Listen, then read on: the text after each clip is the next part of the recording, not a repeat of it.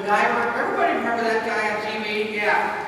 He was one of these guys who was always managed to get himself into a really bad, troublesome situation, but he always figured out a way to use whatever seemed to be around him to jerry-rig a solution to the pickle he was in.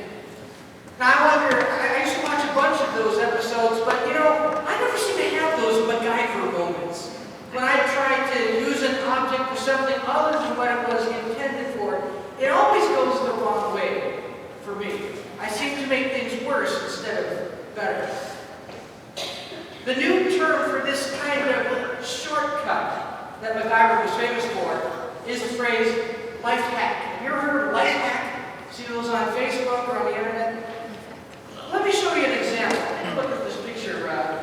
This is a picture of the air conditioner in your dorm. If you have a room that doesn't smell so well, of course, if you're a college student, you probably do. You have a window air conditioner, put a dryer sheet over the vent and the room will smell like downy. Now, of course, that's not what those sheets were invented for, and I'm sure that the folks who manufacture air fresheners would rather have you buy an air freshener instead of doing that. But sometimes when you use something for an unintended purpose, it's amazing what works. Other times when people do that, well, honestly, it's just kind of weird. This coming Wednesday, as you heard, we'll be enjoying potluck with folks from the GED class. Make sure that you come there on Wednesday night. Even if you're not sure about being there, I will guarantee you that the food will be terrific. You should have seen what we had at the last potluck with the GED students. One of the staples of their diet is the tortilla. It's like bread for us. Tortillas come in corn and flour varieties and other, and they come in hard shell and soft shell.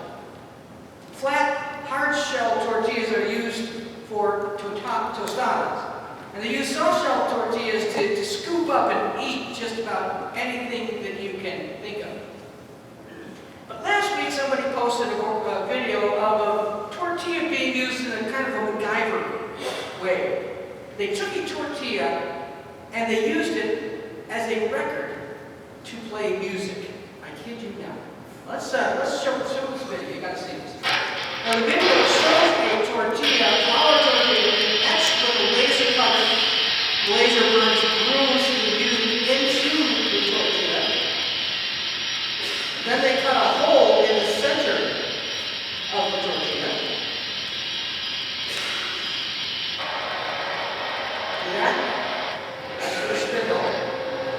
And then they put it on a turntable and drop the needle. Now listen to what comes out here.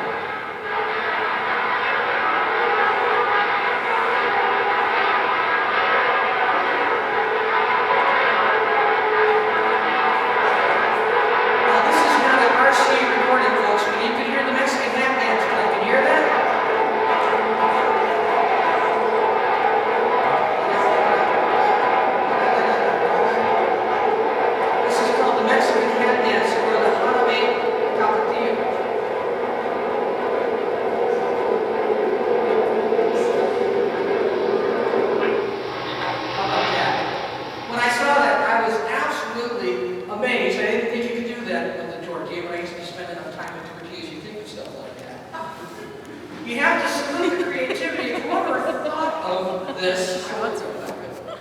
But let's be honest.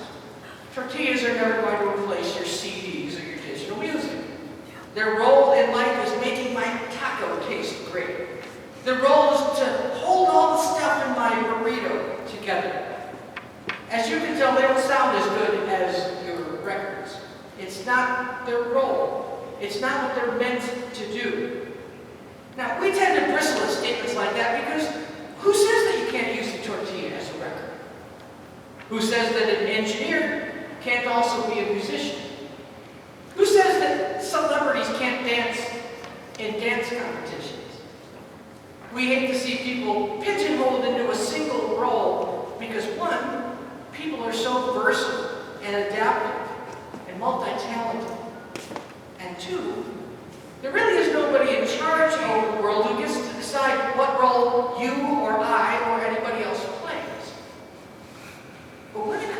our faith, I want to suggest that we look at things differently.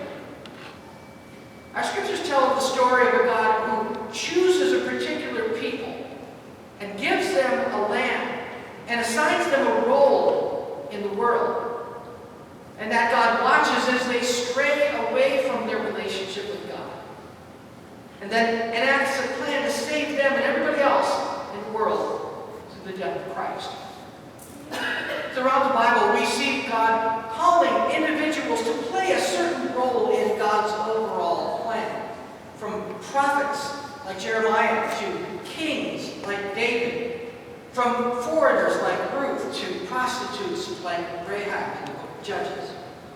God seems to have a role for all of these people. But is that still the case? Does God have a role in mind for us? And how do we find out what it is? Is God angry if we don't play that role? Or if we stray away from it? And what if we want to play a different role? Can we negotiate with God? Is that even a smart idea? People have been asking those questions ever since before the Bible was written. And those are some of the questions that the Bible tries to help us answer.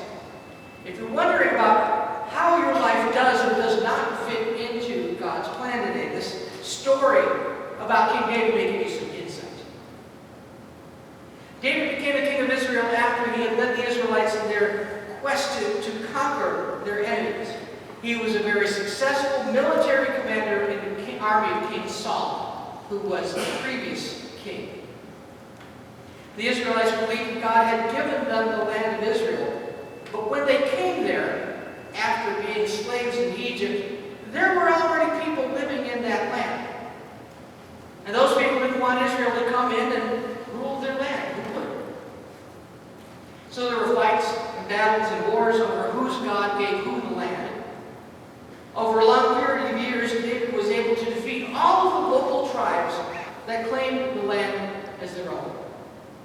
And the Bible's perspective is that God helped them win those battles because part of God's plan was to give them that land which God had previously promised to their ancestor Abraham. When David became king, one of his policy moves was to centralize power in the city of Jerusalem, a city in the southern part of the kingdom of Israel. David had helped Israel defeat the tribe that lived in Jerusalem.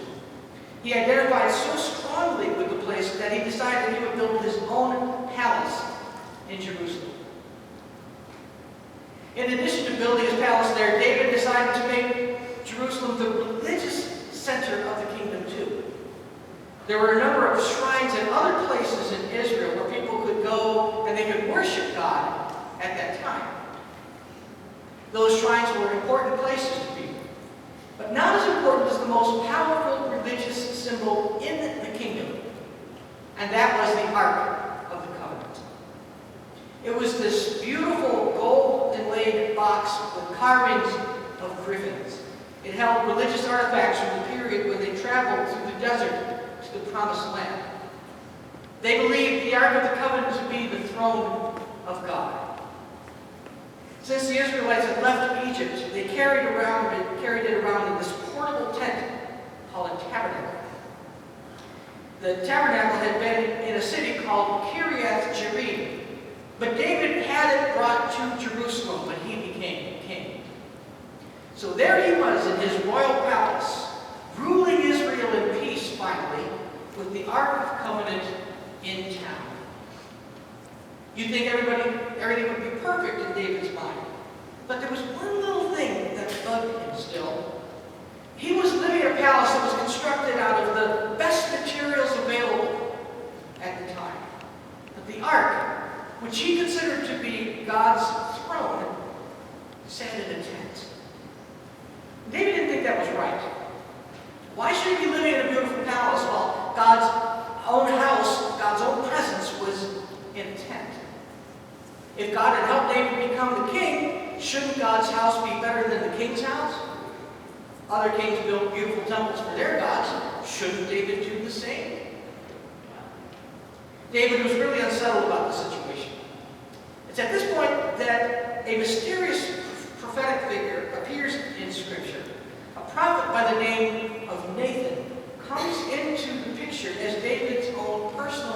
religious advisor. David tells Nathan that he wants to build a temple to God. And Nathan initially agrees. He says, sure, go ahead. But that night, Nathan goes to bed and he has a dream. And God spoke to Nathan in this dream and said, I want you to get up tomorrow and go back and talk to David. So Nathan got up the next day. He went in to see David. And he told him, you know what, disregard what I said yesterday about you building that temple. God says, I've been present in the tabernacle ever since you all left Egypt. You have carried the tabernacle and the ark all around the place. And I've never asked you to build me a permanent temple. God goes on to tell David that instead of David building God a house, God will build David a household. God promises that somebody from David's family will rule over the throne of Israel forever. God promises David that his family will rule in peace. No more invasions from neighboring tribes. It's almost as if God is flattered by the offer, but honestly, it's not David's role to build a temple to God. God promises David that one of his sons is going to build the temple. Now again, that's a huge honor for David, knowing that God chose his family to play such an important role in God's plan. Building the temple, though, is not his role. As much as David would like to do it, God tells David to stand down. The situation raises a really interesting modern question in terms of our faith. Do we, like David, have a particular role to play in whatever God is doing in the world today? Is there a way we can find out what that role is? And even if we think we can discern what that role is, what if we don't like it? What happens if we want to be the grand poobah in God's kingdom, but God simply wants us to sweep the floors? Or, on the other hand, and I think this is even scarier for people, what if we just want to sweep the floors in God's kingdom, and God says, I really need leaders. That's my plan for you. Well, what do you do then? What if we don't want to play that role?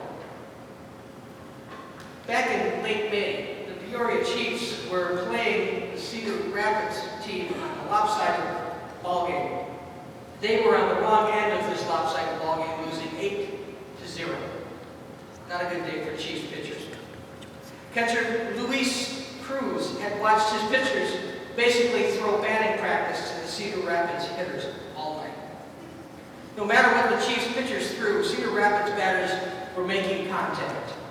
They hit the ball hard. They scored a lot of runs. It was an embarrassment. Cruz stood behind the plate as one runner after another ran the bases and came around in to score for the first 8 innings of the ball game. When the Chiefs got the final out in the 8th inning, Cruz walked back into the dugout. And when he got there, his manager, Joe Cruzo, looked at him and said, "You're going to go in and pitch the 9th inning for us." Now, Cruz thought his manager was joking. He thought he was being pranked. I mean, he's a catcher. He'd never even pitched before. If he went in and pitched, the other team would just tee off on him. Either it would be a home run derby, or he might actually hit a batter with the ball. Coach wasn't joking. Cruz walked out to the mound in the 9th inning and he said, "I just tried to throw the ball over the plate." He said, "I only had one pitch, and it was my fastball, and it wasn't very fast. I hope they get themselves out," he said. Sometimes that's what it feels like when you're asked to take part in a particular ministry in the church, or you're asked to help lead a group here. There's this gut feeling inside that God's really calling you to do something special. You might feel like a tortilla that's been carved into a record. You might be able to make the sound of the Mexican hat dance, but it won't sound good. It's human nature to wonder whether or not you fit properly into God's plan. It's human nature to want to play a different role from the one God has for you. I've been an ordained pastor for 23 years now, and I have served 4 churches. And I can't tell you how many times I still ask God, are you sure you have the right person? Is this really the role you want me to play? But this passage reminds us that if we acknowledge God as God, then by definition we must move in concert with God in order for our lives to truly have a meaning. If David decided that he was going to build the temple anyway, because hey, he was king, he had the power to do whatever he wanted, David would have spent every day knowing that what he did was out of place. If you're feeling out of place in God's kingdom, if you feel like you're just not tracking with God, if the days are going by but you really don't feel like there's much purpose or meaning to what's happening, it may be because you really haven't accepted the role that God has appointed to you in the grand scheme of things. I'll show you a slide here. This is from Ephesians 2. It says, "For we are what He has made us, created in Christ Jesus for good works, which God prepared beforehand to be our way of life." God has appointed you to play a particular role in God's kingdom.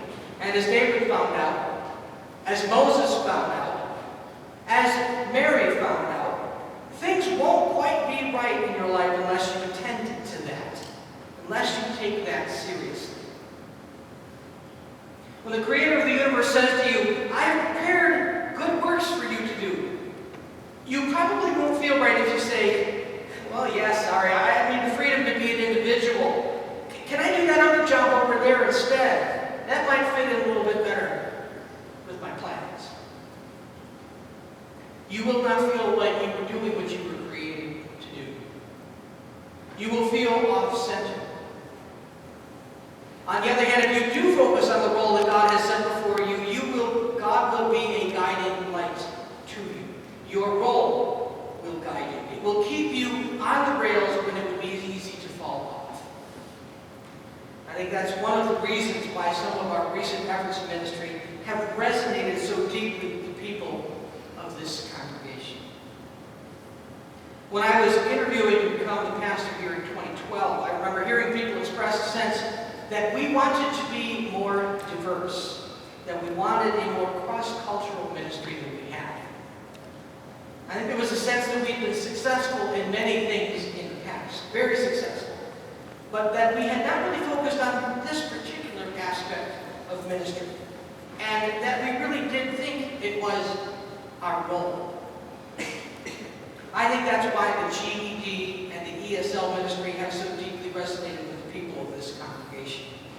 It's why we have really redoubled our efforts to reestablish our historical relationship with Zion Baptist Church. I don't know how many of you were there on Wednesday night, but I was so excited to see the number of folks who showed up at that potluck with Zion Baptist this past Wednesday. We had more people than we expected, and they honestly had more people attend than they expected. Pastor Sam Duran of Zion Baptist stood there with me. We talked while everybody else was going through the food line. We spent the whole time looking at our calendars for the next 12 months, setting dates for choir swaps, and more potlucks, and pulpit swaps. We were at the end of the food line, and by the time we got into line, the fried chicken was almost gone. That was okay.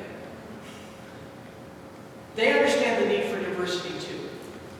They understand that breaking down racial and cultural barriers is our role. It is part of what God has set before us. It's why we have Pastors Rodney and Pastor Kim this morning with us. It's why I want you all to sign up to have a potluck with our GED students and their family this coming Wednesday. It's our goal. We were talking about this very thing at the mission board on Tuesday. This is the future for us. It is what God has set before us. We may look around at the churches and say to ourselves, why can't we play that congregation's role in God's kingdom? Wouldn't that be much better? As a congregation, we need to stick to our role. We have been uniquely empowered and gifted to play that role. And just because everybody else in town is doing something, it doesn't mean that we also need to jump on the bandwagon. In David's time, every other king was building great temples to their God. But God told David no. Even without the temple, David was still the greatest king of Israel ever. And if we continue to seek God's direction, if we're really willing to play the role that God has set for us, then we also will continue to be great. Let us pray.